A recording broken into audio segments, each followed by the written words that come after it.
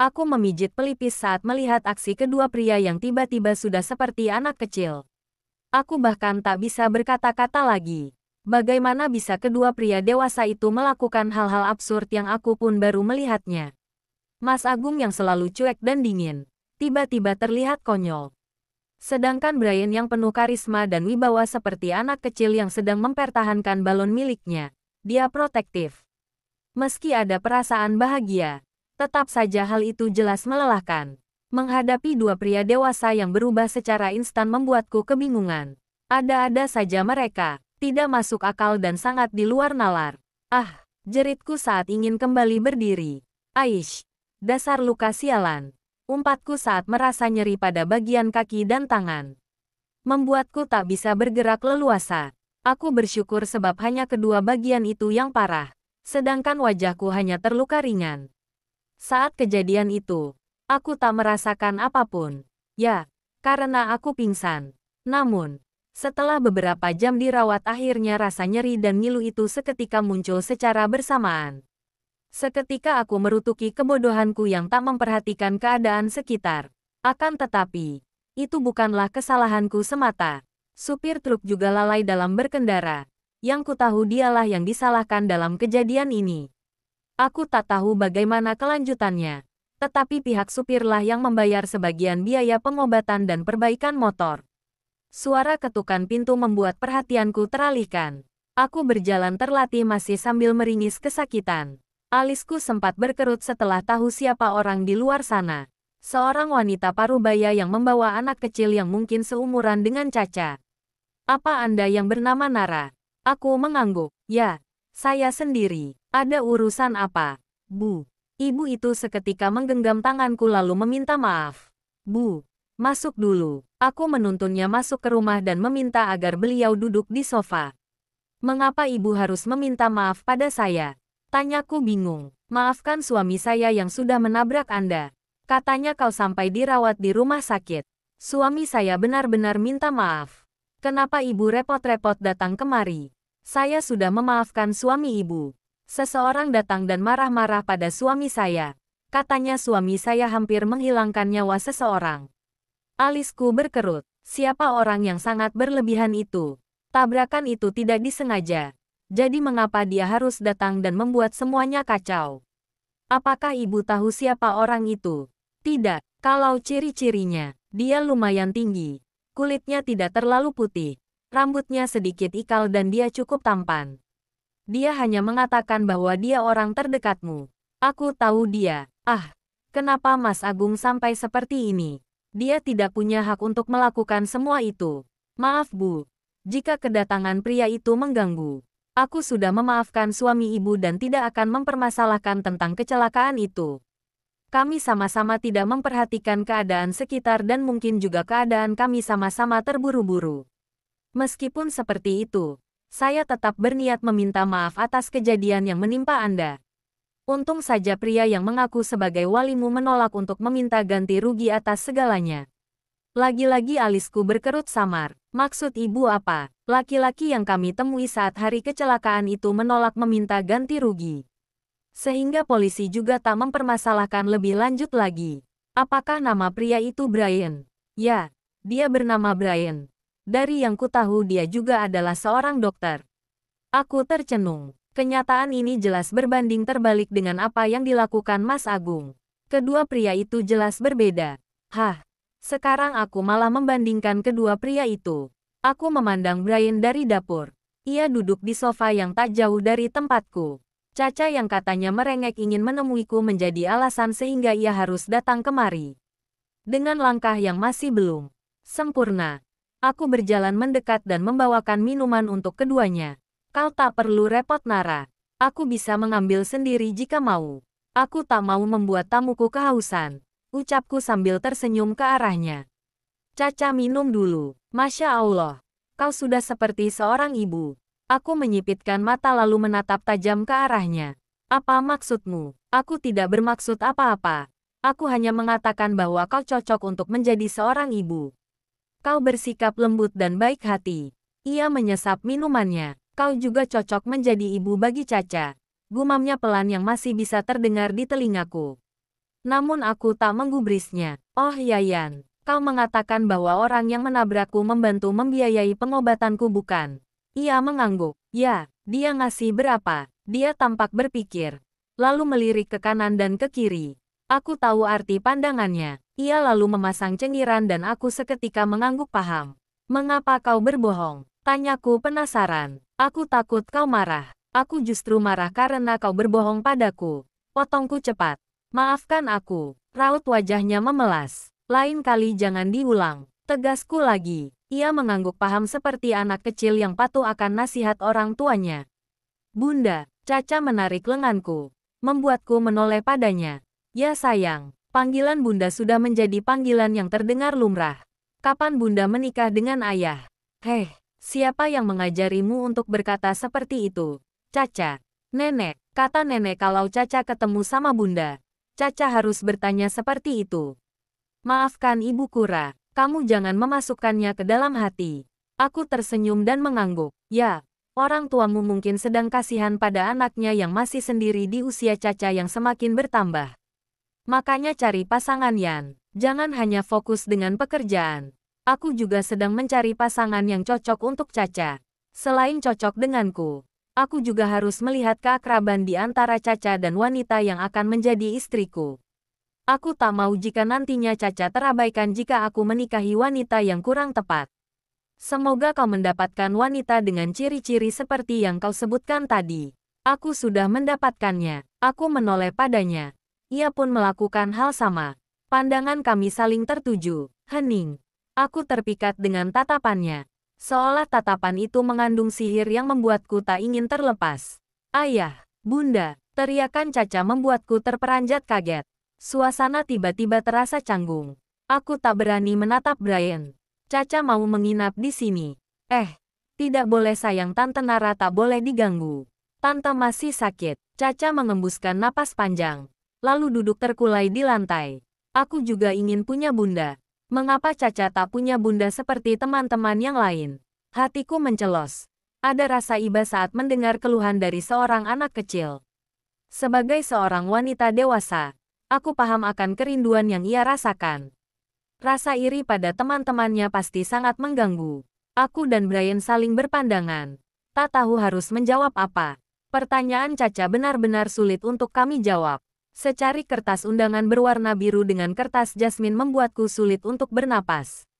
Rasa sesak itu ternyata masih ada.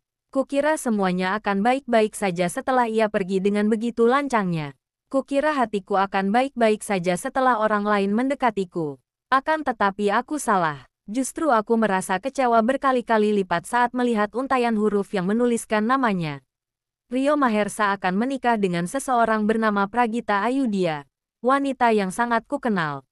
Mengapa ia memberiku sebuah undangan? Apa ia sengaja untuk memperlihatkan bagaimana ia yang telah bahagia atas apa yang telah ditabur padaku? Rio adalah pria yang tak bisa bersabar akan suatu hal yang ingin diraihnya. Apa ia terlalu terburu-buru dan tak tahan untuk melakukan hal intim tersebut? Ya, dia kebelet kawin. Berapa kali aku mendoktrin otakku agar tidak kecewa membaca undangan tersebut, tetapi semuanya berantakan. Aku tak bisa menghentikan semuanya. Otak dan hatiku selalu saja sakit mengingat kenangan yang pernah kami lewati bersama. Rio adalah sosok pria yang selalu menemaniku saat aku terpuruk akan kejadian yang menimpaku. Ia pula yang selalu menghibur saat kehidupan rumah tanggaku diambang perceraian. Kukira hubungan kami akan berlangsung lama, tetapi ketidaksabarannya malah membuat hubungan kami merenggang. Ia meninggalkanku dan memilih wanita lain yang memberikan kenyamanan surgawi. Aku tidak merasa kalah akan hal itu. Karena sejatinya aku memang tak butuh laki-laki yang menginginkan lebih dari apa yang kujaga selama ini. Aku hanya menyayangkan hari-hari yang kami lewati bersama. Undangan siapa, Ra? Tanya Nina mengagetkanku. Aku baru sadar bahwa ia ternyata juga berada di rumahku. Ah, ini punya Rio. What the fuck? Dia baru mau nikah. Padahal, sudah lama wanita itu mengandung. Bagaimana gaun pernikahannya nanti? Pasti perutnya sudah kelihatan banget ya. Jangan begitu Nin. Setidaknya mereka berjodoh. Akan tetapi mereka memilih jalan yang tidak tepat. Aku mengangguk paham. Iya. Mungkin karena kamu memilih jalan yang tepat sehingga sampai sekarang pun jodohmu belum terlihat. Kamu nyindir karena aku masih jomblo sampai sekarang. Tidak. Aku hanya mengatakan bahwa mungkin kamu memilih jalan yang kelewat bagus sehingga sampai sekarang jodohmu masih kesasar. Aku hanya tak ingin mendapatkan lelaki yang hanya ingin nikmatnya saja tanpa mau berjuang. Kamu saja yang pemilih. Konon katanya kalau seorang wanita sudah menolak pria sebanyak 3 kali, maka mereka akan mendapat kutukan perawan tua. Dan dalam kasusmu, kau sudah 2 kali menolak lamaran pria. Aku menyarankan yang ketiga ini harus diterima. Takut kutukan perawan tua akan melekat padamu. Aku tidak percaya dengan mitos seperti itu, Nara. Jangan membuat pikiranku ternodai dengan ucapan-ucapan tak masuk akalmu. Dibilangin malah ngeyel. Kalau sampai terjadi aku tidak akan menghiburmu. Nina menyipitkan mata menatapku. Raut wajah kesalnya justru membuatku ingin tertawa. Kau marah, jelas. Kau malah mendoakanku yang tidak-tidak dan malah menyumpahi kesialanku. Aku juga ingin menikah. Tetapi tak ada lelaki yang sesuai dengan kriteriaku saat ini. Apa aku harus menerima pria yang datang dengan terpaksa? Aku bukan kamu yang bisa dengan mudah menerima laki-laki yang mendekat. Nina histeris. Ia bahkan seperti anak kecil yang kehilangan balon kesayangan. Diko nangis. Jangan cengeng. Nin, aku mengejek. Kamu benar-benar Yara. Aku juga tak akan segan menertawaimu jika kau mendapat masalah. Ia menghapus air matanya. Bagaimana kalau lusa kita ke acara Rio? Memangnya kamu diundang? Jelas dong. Bang Dion juga sepertinya akan datang. Aku tidak akan pergi ke acara tersebut. Aku tak mau Rio berpikir bahwa aku masih peduli padanya. Tolakku. Justru karena kamu yang sudah move on. Kalau kamu tidak datang, Rio akan berpikir bahwa kau sakit hati. Alisku berkerut samar. Apa yang dikatakan Nina ada benarnya. Oke, kita akan ke sana. Siapin baju yang paling cantik. Jangan lupa dandan di salon mahal. Biar Rio tahu rasa dan menyesal sudah meninggalkanku. Iya, teriak Nina sambil bertepuk tangan. Begitu dong. Sekali-kali dandan biar cantiknya kelihatan. Buat Rio menyesal karena sudah meninggalkanmu. Dengan tekad yang bersungguh-sungguh, aku memantapkan diri untuk mempercantik diri. Toh, tak ada salahnya. Sekali-kali menyenangkan diri sendiri tak apakan. Sekalian gayat duda, kata Nina. Atau bujang kalau ada yang minat. Oh iya Ra, akan lebih baik jika kau mengajak Brian. Toh aku mungkin akan datang bersama Bang Dion. Kau tak ingin datang sendirian dan terlihat mengenaskan bukan? Aku termenung. Memikirkan tentang hal itu. Mengajak Brian bukan ide yang buruk. Tetapi bukankah itu terkesan memanfaatkannya? Jika ia tahu, mungkin saja Brian akan menolak untuk ikut denganku. Sepertinya tidak perlu Nin. Aku seperti memanfaatkannya saja. Ini bukan memanfaatkannya Ra. Maka dari itu niatmu harus real karena kalian dekat. Bukan karena ingin memperlihatkan pada Rio. Aku mengangguk. Telepon sekarang Gi. Harus sekarang ya. Iyalah. Kalau bukan sekarang. Takutnya nanti kamu lupa. Nina mengambil ponselku yang tergeletak di meja lalu memberikan padaku. Cepetan. Selagi aku di sini. Dengan sedikit rasa khawatir. Aku mencari kontaknya di daftar panggilan. Sebab tadi pagi Brian sempat menghubungi dan menanyakan kondisiku. Ya, sejak kecelakaan itu. Dia selalu menghubungi dan menanyakan pertanyaan yang sama.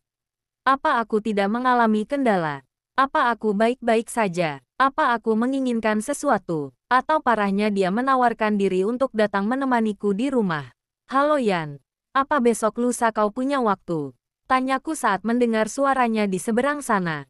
Sengaja kunyalakan loudspeaker agar Nina juga bisa mendengarnya. Sebab, mungkin saja Brian tak bisa hadir. Karena jadwalnya cukup padat saat Sabtu malam. Pukul berapa? 7 malam. Aku ingin menghadiri pesta pernikahan seseorang. Dan Nina tak bisa menemaniku karena ia punya pasangan sendiri. Apa kau bisa menjadi pasanganku? Agar aku tidak terlihat mengenaskan berjalan sendiri. Tentu saja, mataku melebar dan kulihat Nina juga melakukan hal yang sama. Baiklah, aku akan mengirimkan alamat gedungnya padamu. Ada baiknya aku menjemputmu. Agar kita terlihat datang bersama. Boleh juga. Aku memutuskan panggilannya. Seketika Nina bertepuk tangan senang. Apa ku bilang? Dia tertarik padamu. Aku juga tidak tahu soal itu. Jangan berekspektasi tinggi. Nara sayang. Pria mana yang akan dengan sukarela menghabiskan waktu berharganya untuk gadis yang tidak dicintai? Pria mana yang mau direpotkan jika ia tak memiliki maksud dan tujuan tertentu? Bodoh banget bukan jika Brian membantumu hanya karena rasa prikemanusiaan semata. Penjelasan Nina masuk akal juga. Tetapi aku tetap tak boleh berekspektasi tinggi pada seorang pria. Takut kejadian dulu terulang lagi. Di mana aku telah luluh pada satu pria. Tetapi dia malah pergi dan memilih gadis lain. Aku tidak mau mengulang kenahasan yang ada pada diriku. Cukup 2 kali. Jangan sampai ada yang ketiga kalinya.